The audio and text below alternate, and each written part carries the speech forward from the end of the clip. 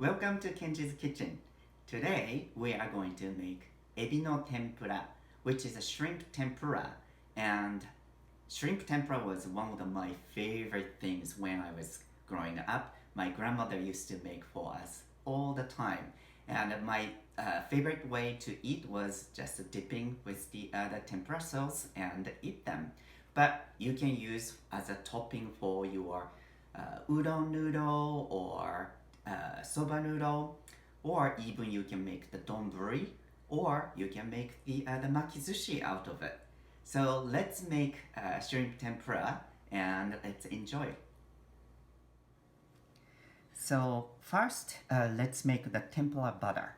So first, we are going to crack that one of the egg, and make sure egg is going to be completely mixed before adding water. And next, I'm going to put the 1 cup of cold water and mix them together. And here is the 1 cup of all-purpose flour, and this is a 1/4 teaspoon of baking soda. And we are going to mix this together. And we are going to sift over the egg water.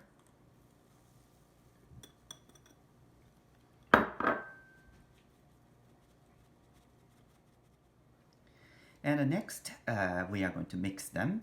But you don't want to overmix this because we don't want to create the gluten too much.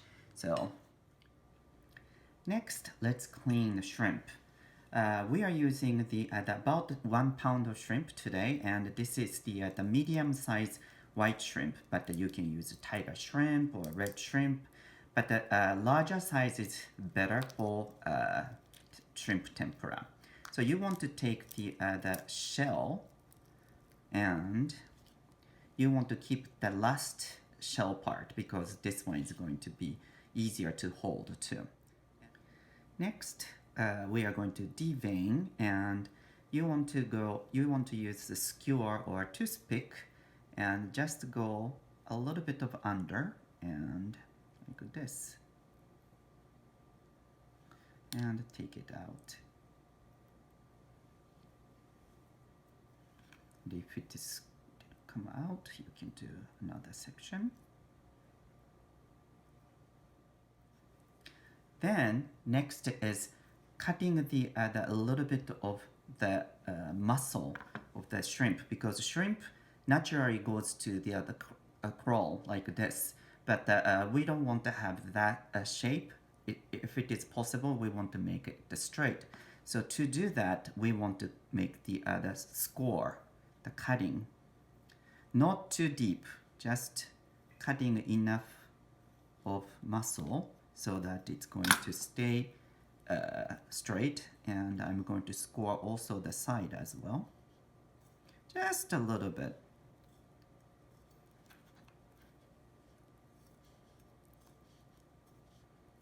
And after doing so, you want to kind of give a tap so that it's going to stay straight.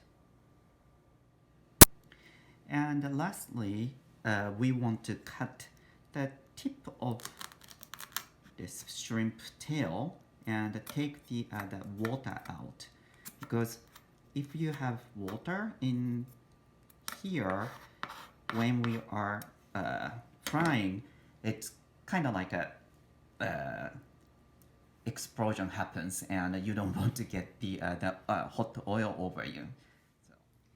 So I am using a cast iron pot to keep the oil temperature should be like quite even. But right now this is the 350 degree. I'm using a canola oil, and my grandmother did not have a thermometer for the oil. So like what she did was like this: just take the couple butter like that, and once it's sink, it should come back right away. That's the right temperature. And let's fry. So first, we are going to drench with the flour. This is all-purpose flour. And we are going to put it in the butter several times. Then we are going to put this too.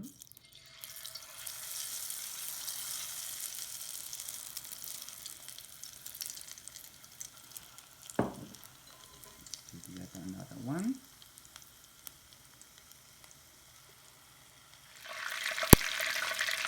So you cook about 2 to 3 minutes until shrimp start floating and a nice a little bit of light brown color. This is the time to take it out. And so when you take the shrimp out, you want to keep a little bit of the tip of the shrimp still in the oil. This allows all the excess oil goes back to the oil itself, and the shrimp becomes a little more crunchier.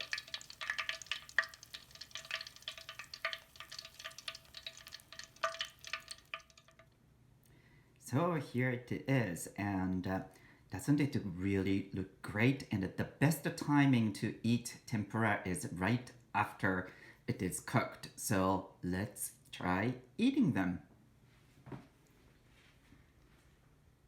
いただきます。I'm going to put the little bit of daikon oroshi, shredded daikon, to dipping sauce, and the one of ebi tempura.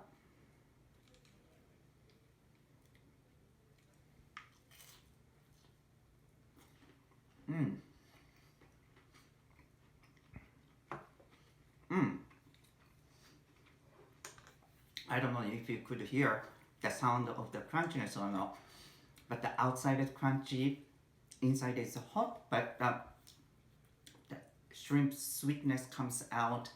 This is a great way to eat the shrimp, and the shrimp tempura is wonderful.